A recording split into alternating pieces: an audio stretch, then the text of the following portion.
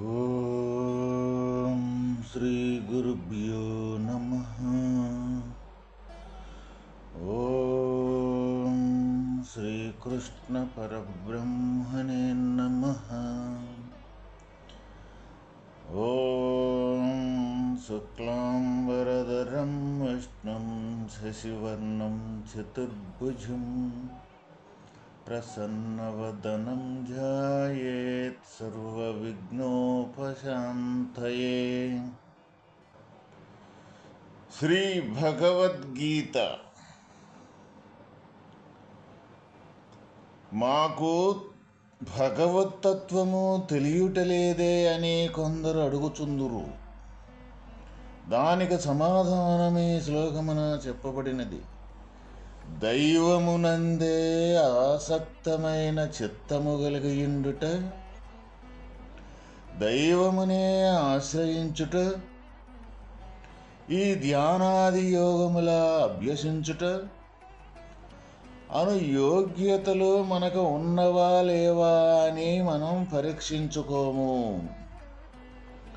అటువంటి యోగ్యతలు గలవానికే దైవ విజ్ఞానము, దైవానుభూతి కలుగగలదని భగవానుడు ఇక్కడ ఘంటాపదముగా చెప్పివేచుచున్నారు.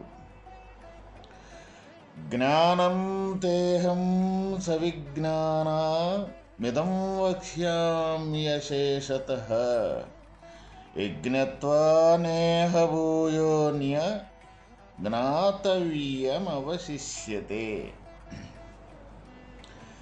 దేనిని తెలుసుకొనినచో మరలా ఈ ప్రపంచమున తెలుసుకొనదగినది మరి ఒక వస్తువు గాని మరి ఒకటి గాని మిగిలి ఉండదో, అట్టి అనుభవ సహితమగు జ్ఞానమును సంపూర్ణముగా నీకు చెప్పెదను. భక్తునిపై భగవానునికెంతి కరుణగలదో ఈ శ్లోకము తెలియచున్నది. భక్తుడగు అర్జునునకు భగవానుడు విజ్ఞాన సహితముగా జ్ఞానమును ఉపదేశింపబోచున్నారు. ఈ ప్రపంచమున అనేక విద్యలు కళలు కలవు, కానీ వానిలో ఎన్నింటినీ తెలుసుకొనినను విద్య సంపూర్ణము కానేరదు. ఇంకనూ కొంత శేషించియే ఉండును. కానీ భగవంతుని గూర్చిన జ్ఞానమును అనుభవపూర్వకముగా పొందినచో ఈ సమస్తమును తెలుసుకొనినట్లేగును. అత్తరి ఇక తెలియదగిన వస్తువు ఏదియూ మిగిలియుండదు. ఇక్కడ దేనిని తెలుసుకొనినసో మరలా ఇక ఈ భూ ప్రపంచం మీద తెలుసుకోదగిన వస్తువు మిగిలి ఉండదో, ఆ యొక్క స్వరూపమే భగవంతుని యొక్క స్వరూపము. అయితే మనము ఈ ప్రపంచంలో అనేక రకాలుగా తెలుసుకుంటూ ఉంటుంటాం. ఈ జ్ఞానంతో ఒక సైన్సిస్టు ఉన్నాడు. ఆ సైన్సు ఎంత పరిశోధన చేసినప్పటికీ కూడా ఈ విశ్వములో అదిగో మొన్న చంద్రమండలం పోయి వచ్చాడు అని అన్నారు. ఏది ఒక పరికరాన్ని తయారు చేసి, అదే మరి సూర్యమండలం పోయేస్తాడు అని అంటున్నారు. ఇక ఈ చంద్రమండలము సూర్యమండలం పోయొచ్చినా కానీ ఇంకా అనేక లక్షల సూర్యమండలాలు సూర్య కుటుంబాలు ఈ విశ్వంలో ఉండయని మళ్ళీ చెప్తానే ఉండారు. మరి ఎంత మట్టికి ఈ జ్ఞానం ప్రయాణం చేస్తుంది, ఎంత మట్టికి మనం పోగలుగుతూ ఉన్నాము అంటే, ఎంత మట్టికి మన జ్ఞానం ఎంత మట్టికి మనం పోయినా మిగిలి ఉండేది మట్టికి తప్పనిసరిగా ఈ భూమి మీద ఈ లోకంలో ఉంటుంది. అదేవిధంగా ఒక ఆర్థిక సంపద గురించి మనం ఒకసారి విచారిస్తాం. ఇంకా సంపాదించాలి ఇంకా సంపాదించాలి ఇంకా సంపాదించాలి అని రేత్రి పగలు అని లేక కృషి చేసి నిరంతరము 24 గంటలు ఆలోచన చేసి ఈ తెలివిని మొత్తాన్ని ఉపయోగపెట్టి సంపాదించుతాడు ఈ జీవితకాలం మొత్తం కూడా. అయినా కూడా ఇంకా మిగిలి సంపాదించాల్సింది ఒకటి ఉంటుంది. ఇంకా ఈ చదువు ఏదైతే ఈ మన చదువుతోటి తెలుసుకునే జ్ఞానం ఏదైతే ఉందో ఆ చదువు కూడా ఎంత చదివినా కూడా ఇంకా చదవాల్సింది, ఇంకా తెలుసుకోవలసింది ఇంకా ఎంతో ఉంటుంది ఈ లోకంలో.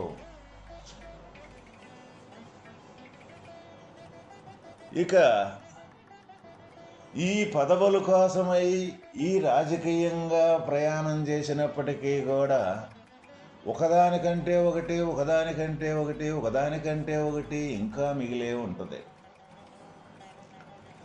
ఇట్లా ఈ లోకంలో మనం ఒక్కొక్కదాన్ని అనేక రకాలుగా మనం ఎంచుకున్నట్లయితే తెలుసుకోవాల్సింది మొత్తం కూడా ఇంకా మిగిలే ఉంటుంది మనం ఎంత తెలుసుకున్నా కూడా. అయితే ఈ భగవంతుని యొక్క తత్వాన్ని ఎవరైతే తన అంతరాత్మలో అంతర్గతంగా ఉండే ఆత్మ యొక్క స్వరూపాన్ని ఎవరైతే తెలుసుకోగలుగుతారో ఇంకా తెలుసుకునేదానికి రెండవ వస్తువు అంటూ ఇంకోటి మిగిలే ఉండదు. అది ఇక్కడ మనకు భగవానుడు చెబుతున్న సమాధానం. అందువల్ల ఈ లోకహితమైనవి ఏవైతే ఉండయో అవి మొత్తం కూడా పరిమితికి చెందినయే, కొంత పరిమితికి చెందినయే. ఈ భగవత్తత్వం మట్టికి ఏ పరిమితులు లేకుండా, ఏ పరుదులు లేకుండా సర్వ సమానంగా సర్వవ్యాపకంగా ఉండే యొక్క స్వరూపం.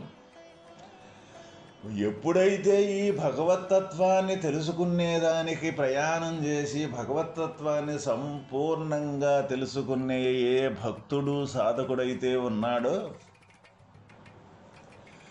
అక్కడ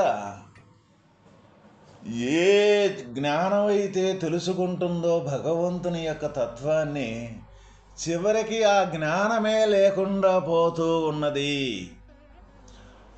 మరి ఆ తెలుసుకునే జ్ఞానమే లేకుండా పోయేటప్పుడు ఇక తెలియదగే వస్తువు కానీ తెలుసుకునే జ్ఞానం కానీ ఈ రెండూ కూడా లేకుండా పోతాయి. ఇంకా తెలుసుకునేదానికి ఏమీ మిగిలుండదు. అటువంటి అనుభవ సహితమైన విజ్ఞానమే ఇక్కడ భగవంతుణ్ణి తెలుసుకోవటం, భగవంతుని దగ్గరకు చేరటం అని మనకిక్కడ భగవద్గీత మనకి ఘంటాపదంగా చెప్తూ ఉన్నది. అయితే మనం ఈ ప్రతి ఒక్కరము కూడా ఎక్కడ ఉన్నాము అంటే ఏ జ్ఞానమైతే ఈ ప్రపంచాన్ని గురించి తెలుసుకుంటూ ఉన్నదో అప్పుడు తెలియబడే వస్తువు ఒకటి, తెలుసుకునే జ్ఞానం ఒకటి ఇక్కడ రెండుగా మనకే గోచరమవుతూ ఉంటాయి అన్నమాట. మనం కానీ బాగా పరిశోధన చేసి కానీ చూస్తే తెలియబడే వస్తువు ఈ తెలుసుకునే వస్తువు, తెలుసుకునే వస్తువు జ్ఞానం, తెలియబడే వస్తువు అది జడమైనది. అందువల్ల ఈ ప్రపంచం మొత్తం మనం వెతికి చూసినా, ఎక్కడ వెతికి చూసినా ఈ జీవ సమూహం మొత్తం కూడా ఈ ప్రక్రియ మీదే జరుగుతూ ఉన్నది. అయితే ఇక్కడ తెలియబడే వస్తువు తెలుసుకునే వస్తువు కంటే వేరే లేదు. ఎందుకంటే ఈ తెలుసుకునే జ్ఞానం కూడా, తెలుసుకునే జ్ఞానం అధిష్టానం అని మనం అనుకుంటే ఈ తెలియబడే వస్తువు ఆరోపితమైన వస్తువు. ఈ అధిష్టానం కంట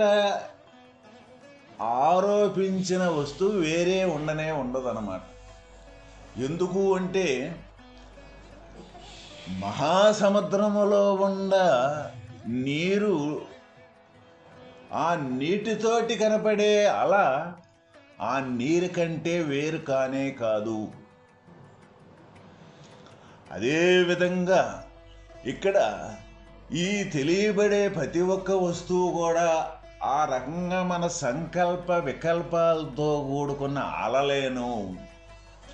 అట్లా ఎవరైతే ఈ ధ్యేయ వస్తువుకు తన ఆత్మస్వరూపం దగ్గరికి చేరుకుంటారో అప్పుడు ఈ తెలియబడేది తెలుసుకునేది రెండూ కూడా ఒకటేను అన్న అనుభవ సహితమైన విజ్ఞానం అనేది మనకు తయారవుద్ది అన్నమాట.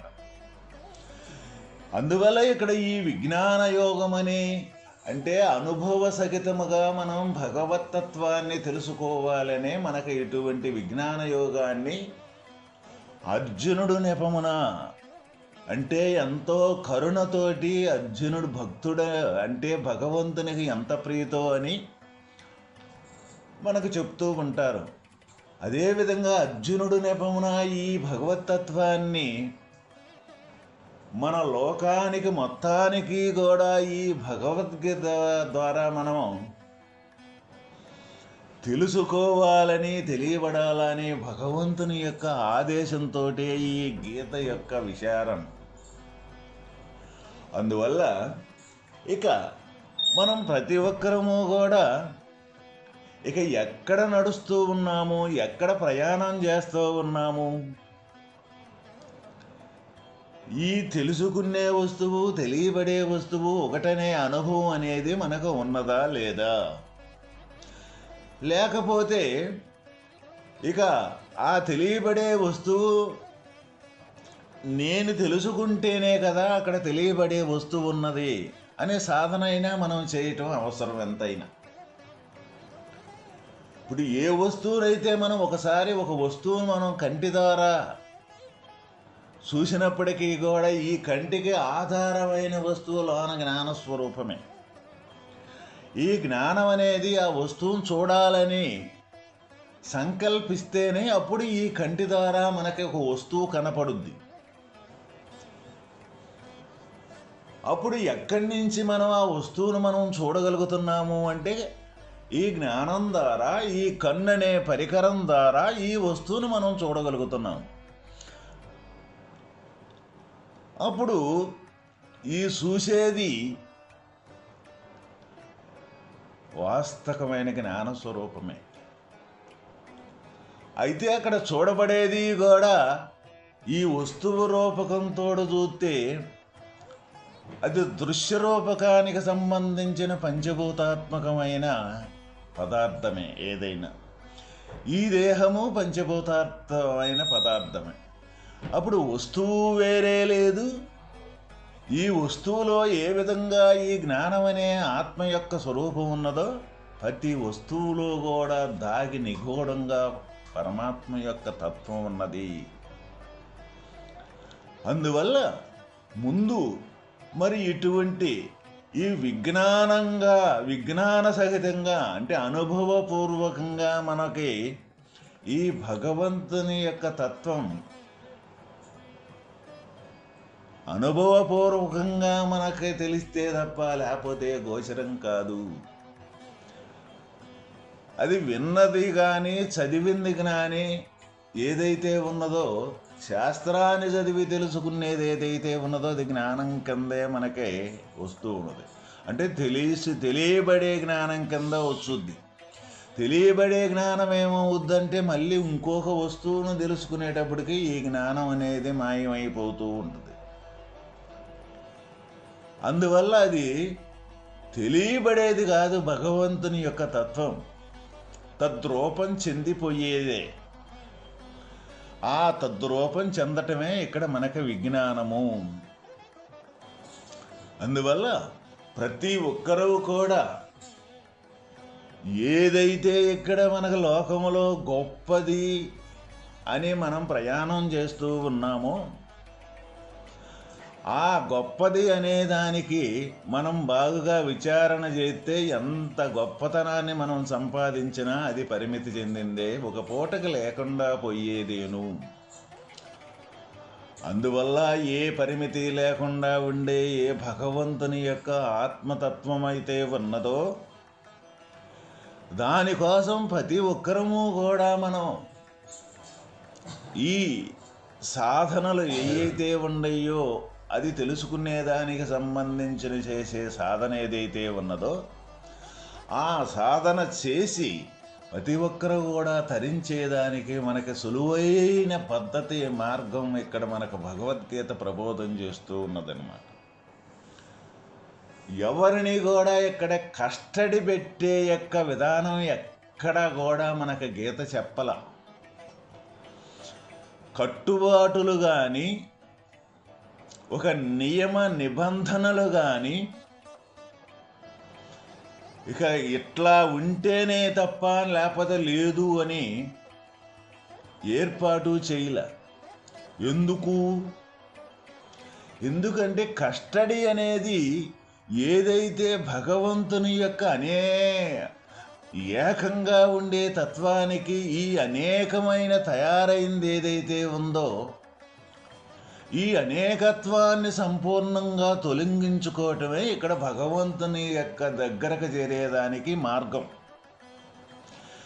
ఆ చేరేదానికి నువ్వు ఎవరు ఎటువంటి పద్ధతిలో చేరతారో అది వారి వారి ఇష్టం అన్నమాట.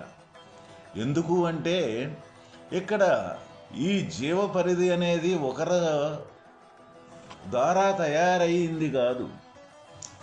ఈ జీవుడనేది ఎక్కడికెక్కడే తనకు తానికే స్వయంభూ, తనకు తానికే సృష్టి అవుతాడు. తనకు తానికే ఏదేదో చేశాననుకొని ఒక కొంతకాలం నియమించుకొని ఈ కాలంలో ఏదో తనకు ఇష్టమైంది ఏదో చేసి ఒక రోజుకి మళ్ళీ ఈ శరీరాన్ని వదిలిపోతాడు.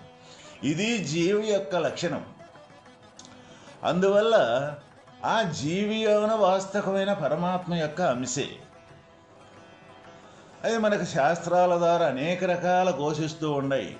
దేహో దేవాలయో ప్రోక్తో జీవో దేవో సనాతన. అంటే ఈ దేహమే దేవాలయము. ఈ దేవాలయములో ఈ జీవుడు సనాతన నుంచి దేవుడయ్యే ఉన్నాడు. అందువల్ల అటువంటి ఈ శాస్త్రాల ద్వారా విన్నది కానీ మనం జ్ఞానం ద్వారా తెలుసుకున్నది కానీ ఈ రెండు కూడా మొదటి అవసరమైనప్పటికీ కూడా అక్కడి నుంచి మన నిజ జీవితం ఏదైతే ఉందో ప్రతి ఒక్కరము కూడా మన నిజ జీవితంలో ఎవరికి తగిన కర్మ అనేది ప్రతి ఒక్కరికి ఉన్నది కాబట్టి ఆ కర్మ చేసుకునే విధానంలోనే ఆ కర్మను చేసే పద్ధతి ఏదైతే ఉందో ఆ పద్ధతిని మార్చుకొని భగవంతుని చేరేదానికి ఇక్కడ ఉపాయాన్ని మనకి భగవంతుడు శ్రీకృష్ణమూర్తి మనకు తెలియజేశారు. అందువల్ల ఇక్కడ మనం చేయవలసిందేంది, ప్రతి ఒక్కటి మనకు అనుభవము కావాలి అని అంటే ఏదైనా సరే ఒక పదార్థం అక్కడ ఉన్నదనుకోండి, ఆ పదార్థాన్ని అది బాగా రుచిగా ఉంది ఎవరైనా ఒకరు చెబితే ఆ చెప్పినంత మాత్రానే మనకి అది రుచి అనేది మనకు తెలియదు. ఎప్పుడైతే అది మనం నాలిక మీద వేసుకుంటామో అప్పుడు దాని యొక్క రుచి మనకి గోచరం అవుద్ది. అదేవిధంగా ఈ భగవంతుని యొక్క తత్వం కూడా అటువంటి అనుభూతి ప్రతి ఒక్కరం కూడా చెందాల్సిన పని, ప్రతి ఒక్కరు కూడా సాధించుకోవాల్సిన అవసరం ఎంతైనా ఉంది. ఓం తస్సత్.